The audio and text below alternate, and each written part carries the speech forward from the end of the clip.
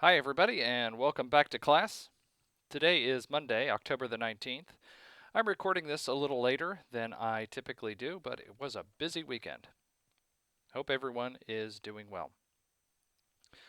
As we've talked about before, there are only four major writing projects in this class. We have now completed two of them, and we're well into writing project 3. I know many people turned in their annotated bibliography for writing project 3, but if for some reason you did not, you can still send it in. Of course, I will have to take a deduction because it is late, but you're better off getting it in now and getting a score on it rather than a 0.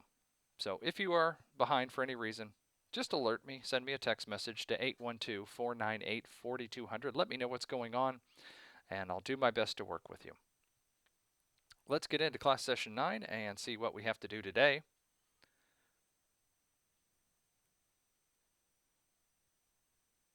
And this is on the informative essay. Now, I've mentioned this in other videos, and I'm going to bring it up again just because it is very important as you're writing the informative essay, or at least writing your draft. Make sure that this is designed for an audience that is not me and is not the other people in the class. This is a hypothetical or real audience that you are writing for. And number two, make sure that your draft and your final version are devoid of any personal opinion. We're only interested in having you describe and discuss two sides to an issue. So let's jump into the learning activities. I'm going to skip over this page for now and see what lies there. There are two chapters in the textbook that have to be read. Chapter 15, Understanding Narrative Writing, which is important for your introduction, and Chapter 17, Writing Informative Essays. Of the two, well, they're both important, but Chapter 17, pay particular attention to that one. It has the most to do with the essay that you are going to write, essay number 3. Here's the assignment link for essay number 3. Let's open that up and take a look.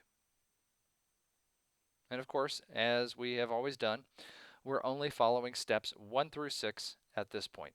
We'll get to the other steps later on.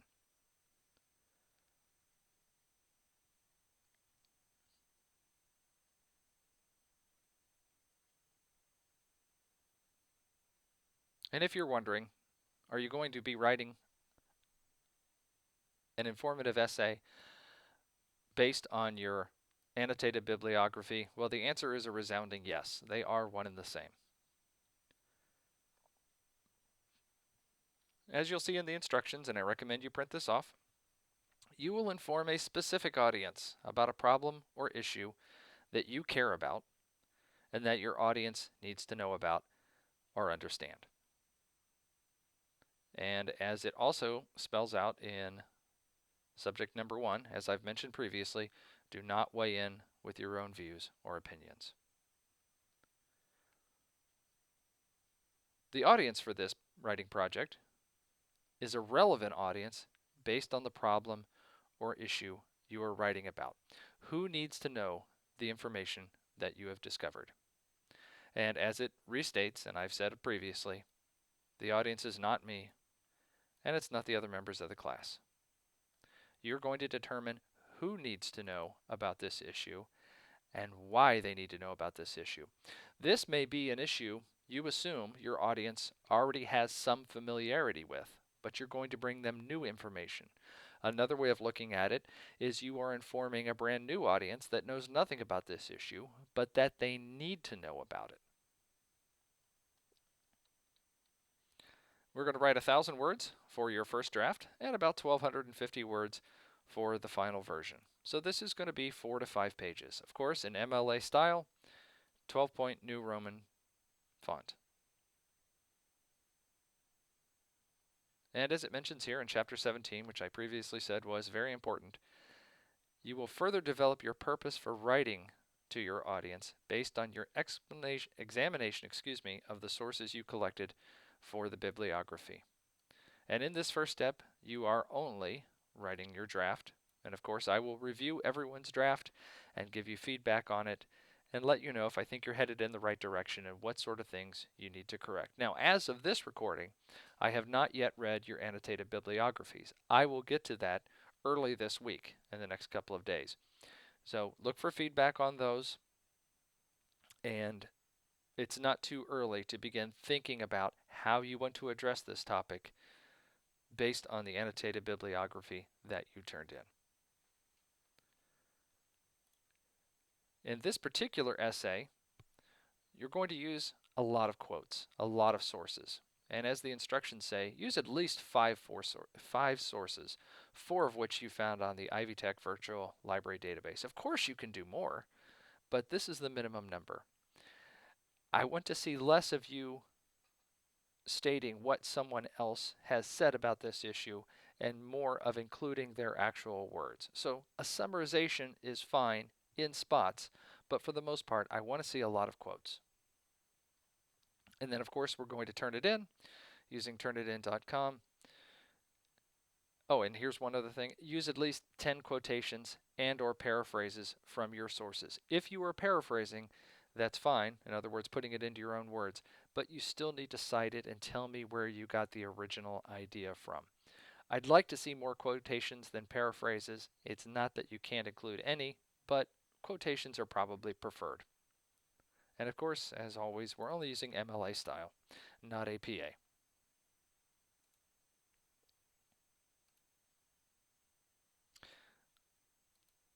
Let's go back one folder.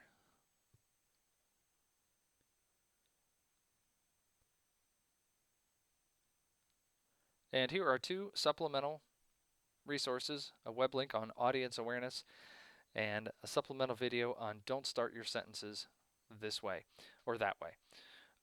As I've mentioned before, these are supplemental. You don't have to look at them if you don't want to, but I think this bottom one on don't start your sentence that way is probably one of the better supplemental resources that we have in this class. So while I'm also saying you don't have to look at it, I'm recommending it. There's also a PowerPoint on the informative essay, and you can open that as well. I'm not going to open it here, but I think there's some good information in there. Now let's go to the assignments and assessments folder for this session and see what is there. Excuse me if my voice is a little rough today. And now we have another discussion board. We will begin this in this session and we will finish it in session 10.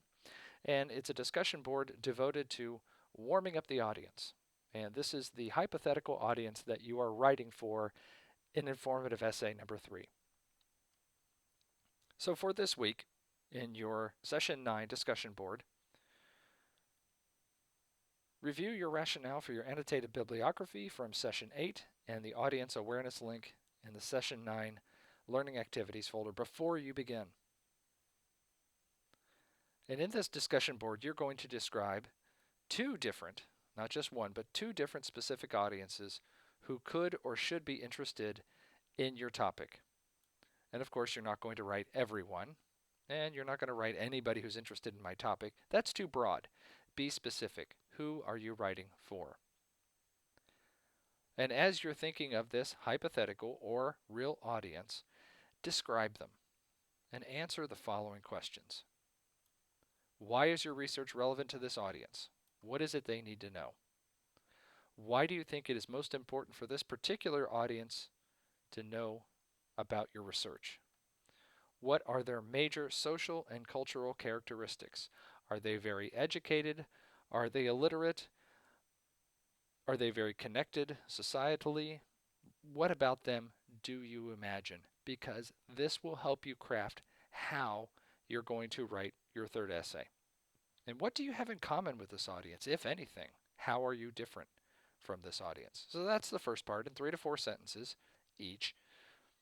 Answer those questions. And then for the second part of the post, again, imagining 2 different audiences, write a brief introduction, the beginning of your essay. How will you approach them?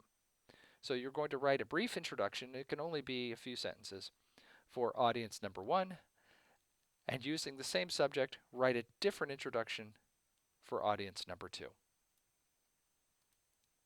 And use this information contained in these bullet points to tailor how you're going to approach this particular audience. And you can use your creativity in this. It could involve presenting facts, statistics, a joke, an anecdote, etc., etc.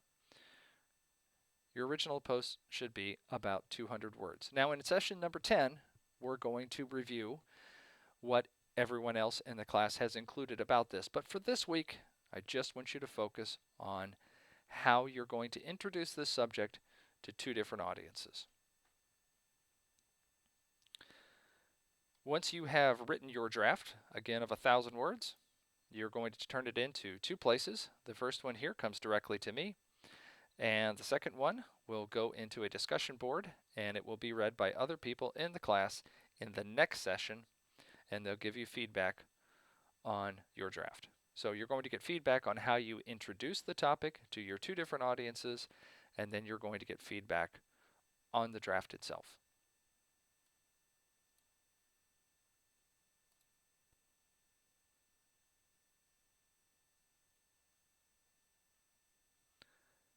And that appears to be it for this particular session. Again, read Chapter 15, read Chapter 17, and pay particular attention to that. Writing Project 3, the informative essay, we are writing a draft on that. There's a PowerPoint and 2 supplemental resources to assist you. We're going to begin discussion board 9, which we will finish up in discussion board 10 on warming up the audience, how you're going to reach your two hypothetical audiences, and then turning in a draft of Writing Project 3, the informative essay, where you do not include personal opinion, personal insight, or your own thoughts. You're simply laying out two sides to an argument for an audience that you are imagining. And that'll wrap it up for this week. Again, as always, reach out to me. My text number is 812-498-4200. You can text me anytime. If I'm in bed asleep, I'll get to you the next morning. My email address is mstenger and the number 1 at ivytech.edu. And my phone number, if you'd like to call, is 800-416-1747. I look forward to hearing from you. Have a great week, everybody. I'll get you the review of your annotated bibliography as soon as possible. Take care.